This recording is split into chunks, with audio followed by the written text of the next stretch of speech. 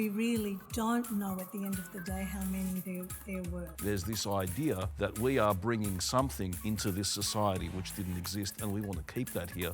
But Greeks started thinking about the position as foreigners in this country through the formation of institutions.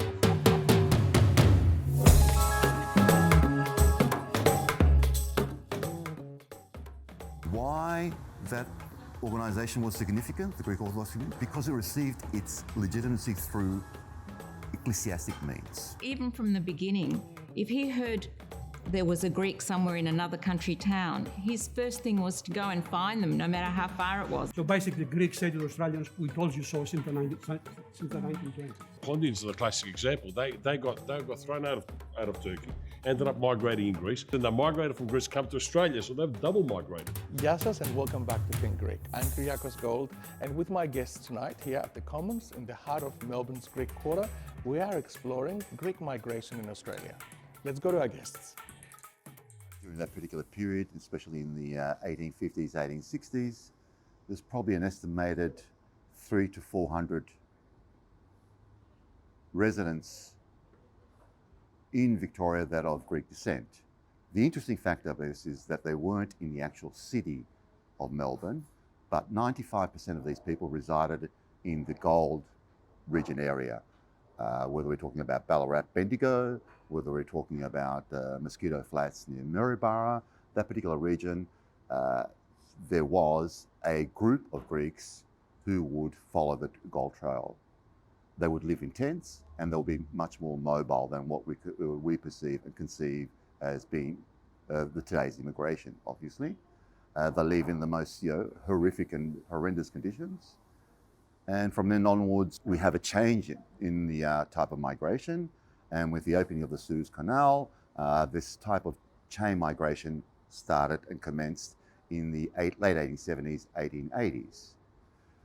Chain migration from specific islands. So the majority of people that came to Australia were either from the Ionian Islands, especially from Ithaca, Kefalonia, and from Samos, and also from Asia Minor.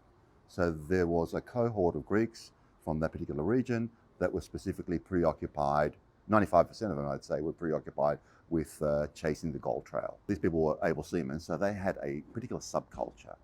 And that particular subculture related to their work, related to their comradeship amongst themselves.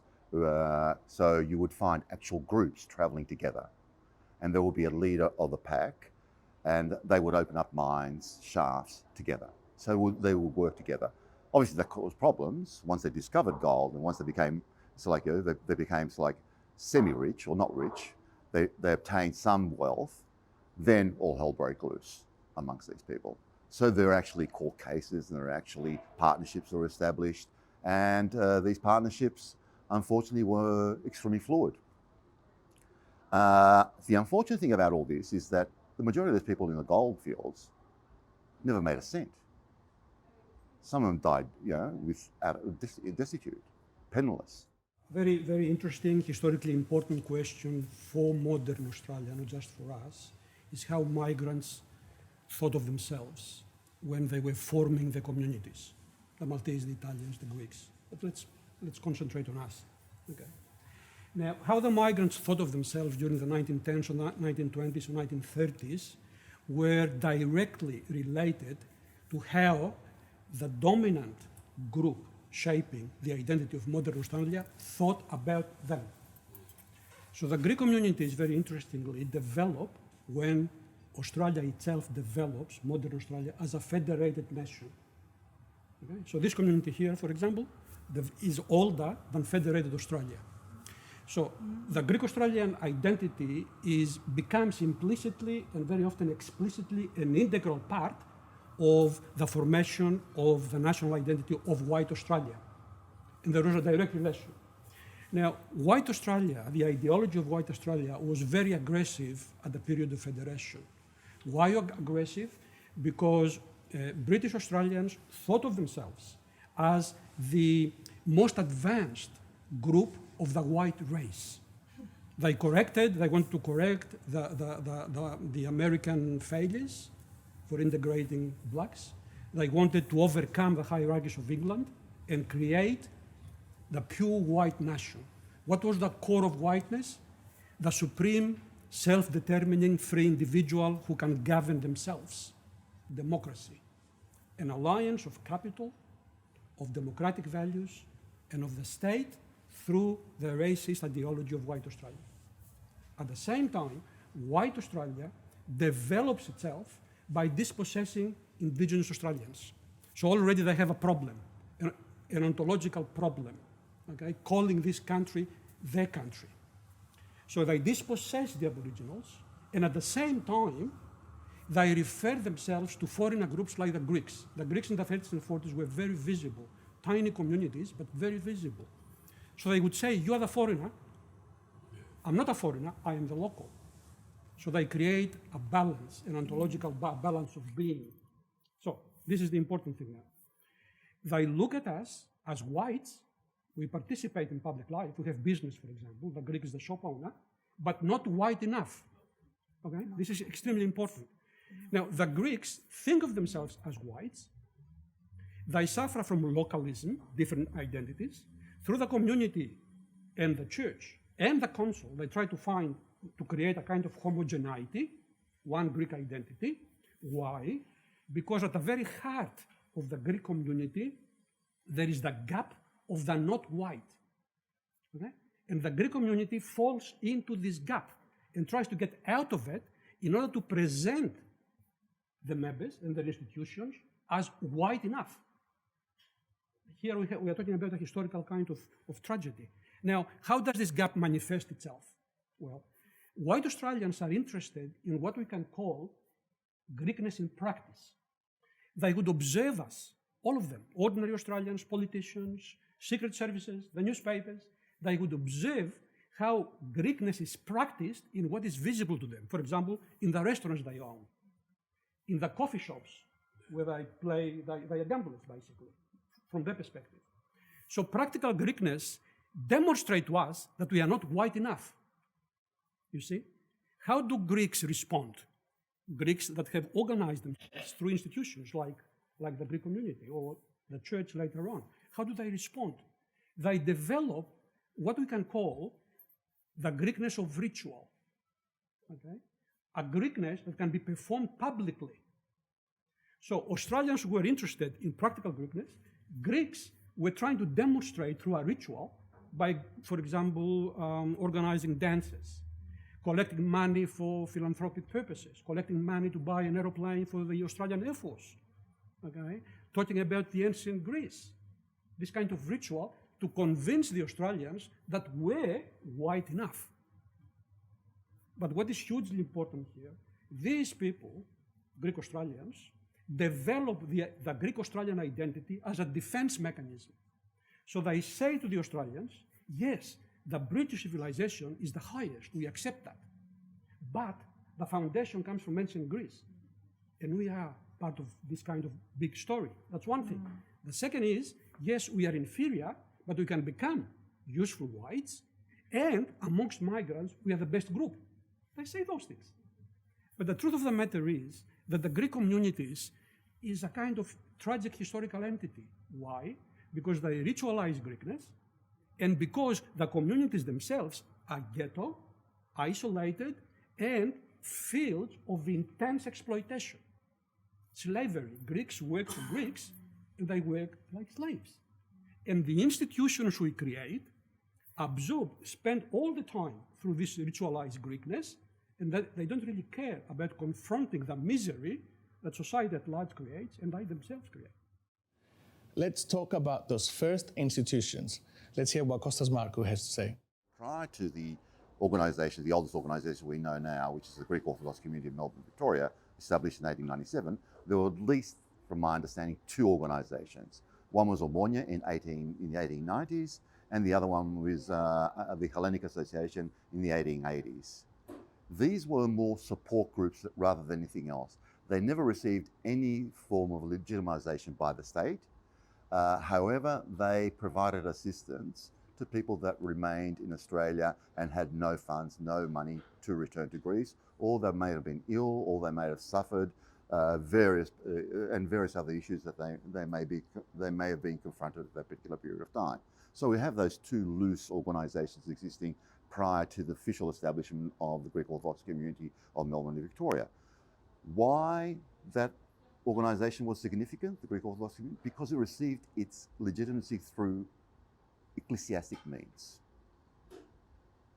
There wasn't an acknowledgement that they were Greek, and just because they were Greek, yes, we do accept them, but through the means that they actually established the church, there was a priest, gave them some form of legitimacy, and obviously they were assisted by other entities, and mainly ecclesiastic entities, and mainly the Anglican Church. The Anglican Church supported the Orthodox Church in a lot of ways. The Anglican Church in Victoria provided them the actual rooms and facilities for them to actually go to liturgies every Sunday. The first ones that were on Little Bourke Street, then later on Exhibition Street, and from then onwards we had an establishment of an official entity, the Greek Orthodox Community of Melbourne, Victoria, which founded the church on Victoria Parade in the early 1900s. So you have, definitely there was, and I've actually written an article just recently about this particular, the influence of Asia Minor refugees within Melbourne. So you definitely did have a cohort of Asia Minor citizens or residents that were living here prior to the First World War. That cohort was probably the third largest one after the Ethicans and the Samians. After the Asia Minor catastrophe, you do have an influx of quite a significant amount of people in two states, Victoria and New South Wales. How did it influence? Incredible. In the dimensions, the actual migration changed, the patterns changed. And also the people that immigrated from Asia Minor lived a very comfortable middle class life to some extent. To some extent they were extremely educated, and they had a wealth of knowledge, European knowledge, especially those people coming from the Smyrna and the around surrounding areas. So these people actually revolutionized the sultana industry in Mildura by 1924, introducing the method of the Smyrna method of drying sultana, and also in Bright in 1924-25, the tobacco industry. So they had an influence on the tobacco industry and also in the actual field of grape growing in Mildura. That's where you see the first concise Greek of Asia Minor Greeks, in those two particular areas, and also in Victoria. In Melbourne, sorry. In Melbourne, they preoccupy themselves with education. Many of them were teachers of the Greek Orthodox community of Melbourne, Victoria. Many of them there was a couple of academics, writers, authors, and they shaped the politics of the Greek community. Unfortunately, to an extent, they weren't accepted by the pre-existing immigrants that are in Australia. They saw them as somewhat an alien force in a lot of ways. And at the same time, the Mitrakas, which we call the refugees, tried to establish themselves with their own cohorts and try to reconstruct a society that was very similar to the Smyrna or to the Asia Minor society and the landscape that they lived in. I was privy to the oral history of my father, who came here in the 1920s. He arrived here in 1927 as a 17-year-old. So the first thing he had to do was change his name, because when he got off the ship, they said, Panayotis Papa Panayotou, that's not acceptable. And he said, well, what's my name going to be? You know, Peter Pan. Peter Pan. He became Sam Savis. That's the name that they gave him. And he was sent to a farm to grow tobacco in the Grampians as a 17-year-old. So the cultural shock was enormous. And he was more or less a sacrificial lamb from Cyprus, because he had 6 sisters. And there was abject poverty. So he came here and he's kept all the correspondence from his family from the 1920s. And every letter is family members submitting their case for funds. So whatever money he made, I look at his old bank book, it all was going back to Cyprus to ensure that his family could live and survive. And every family member that was connected, and it was a lot, would write to him in Australia and say, I need this, can you help me? I need that. And he obviously felt a moral obligation to do that. Otherwise, he wouldn't. He struggled, I think, with his identity and ended up marrying an Irish Catholic woman. And the Greeks aligned themselves with the Irish Catholic because they were the underdogs of the Protestants at the time. But it was not a good marriage. There were obviously extreme cultural differences. And as a consequence, the marriage didn't survive. They had 2 children who aligned themselves more with the mother and the Anglo-Saxon community. But even from the beginning, if he heard there was a Greek somewhere in another country town, his first thing was to go and find them, no matter how far it was. In those days, he didn't have a car or anything like that. They would just get themselves.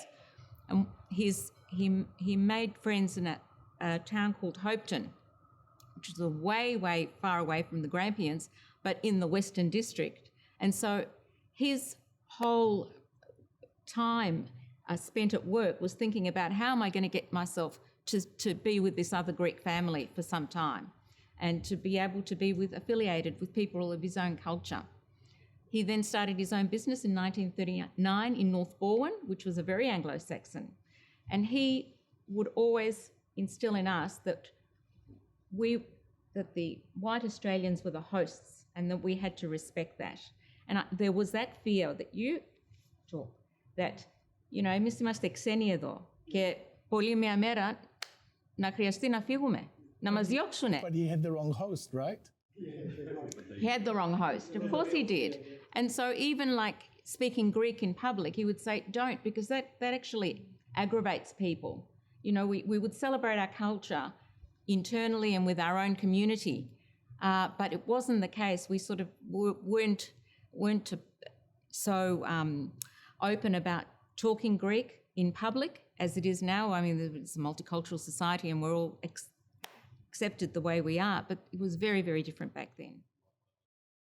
90% of the actual people that resided in the pre-World War I were all males. Extremely, I would say about 20 to 30 women by 1910. They were dynamic for me, extremely dynamic. People don't realise there's no research, zero research done in women. And yet there are women in the early 1900s that owned shops in Victoria. They were the backbone of immigration. But irrespective of that, and I'm talking about Greek women, there were women that actually married to Greeks.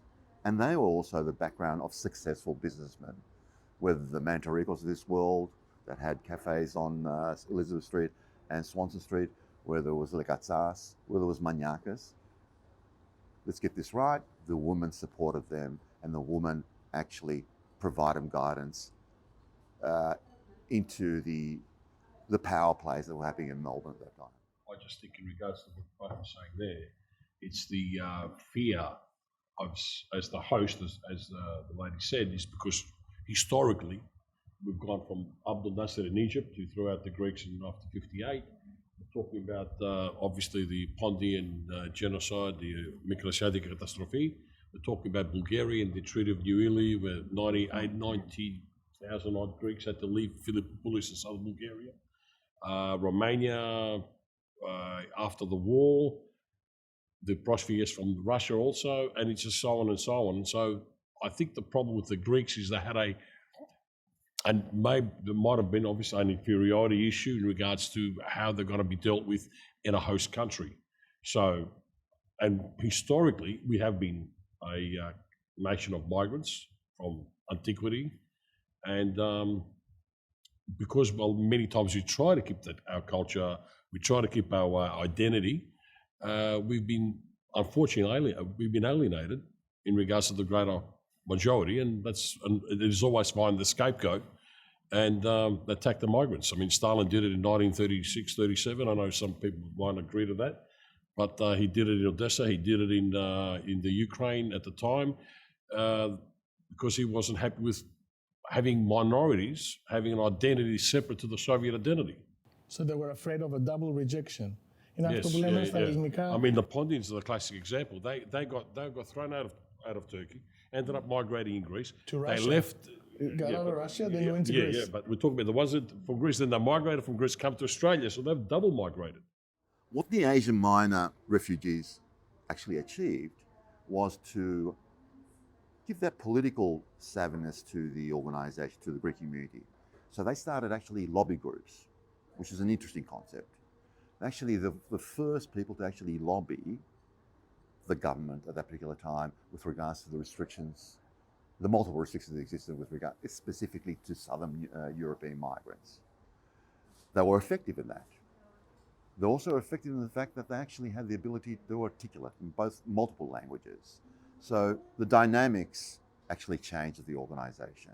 All of a sudden the organisation was interested in establishing a day school. All of a sudden the organisation was interested in expanding itself to regional Victoria. All of a sudden the organisation was interested in migration issues, in legislation, in unions, in the need to actually use these particular entities that were important in Australia, whether it's the union movement, whether it's religious movements like the religious entities like the Anglicans, to persuade the government to change various legislations that were non-beneficial to Southern Europeans. They also played an important, significant role to media outlets and Greek media outlets. So you can see the early Greek media outlets, you see these Asia Minor Greeks participating as editors.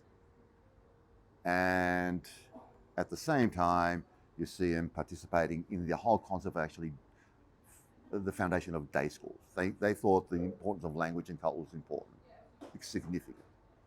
So from here, where we have an organisation that was solely focused on ecclesiastic matters, and it was chaotic, extremely chaotic. You have the influx of various other migrants, educated migrants or semi-educated migrants, that changed the polemics, the dynamics of the organisation itself. Another hugely important factor in the mentality of the Greeks in the 20s and the 30s is fear. They are fearful of white Australia, which repeatedly demonstrates its ability to violently solve problems. When those communities are created, the Kanaks just... In 1916, when the Australians think that the Greeks in Greece, through the king, are aligning themselves with the Germans, they destroy the Greek shops in Perth, in Sydney. This is repeated in 1934 in Kalgoorlie. We have a bomb here in Lonsdale Street when they thought that Greeks were strike breakers. Okay? So those communities live under fear. Okay? The leaders of the community, which are the shop owners, the church, of course, the council, they form an alliance and they try to discipline the community because they are disciplined by the broader socio-political context, you see. So the Greeks are fearful, the Greeks face a complex situation, and they try to resist, and they resist by developing what we can call the discourse of the submissive foreigner. Basically, they say to the Australians, we submit because you are the host, we are thankful for your hospitality, okay? We won't create any kind of trouble, but we also have integrity. We are part of a great civilization, and our ethnicity can become useful to Australia. And this usefulness of ethnicity to Australia emerges historically in the 1970s through multiculturalism. You see what I mean? So basically, Greeks say to the Australians, we told you so since the 1920s. Okay? But this is a realignment of whiteness. Anyway, yeah, we can talk about this later. Join us next week to discuss the period of 1945 to 1967. See you soon. That the stereotyping was incredible even at that period. Fear is on both sides with migration. They feared us and we feared them. Australia, from thinking monoculturally, moves to multiculturalism.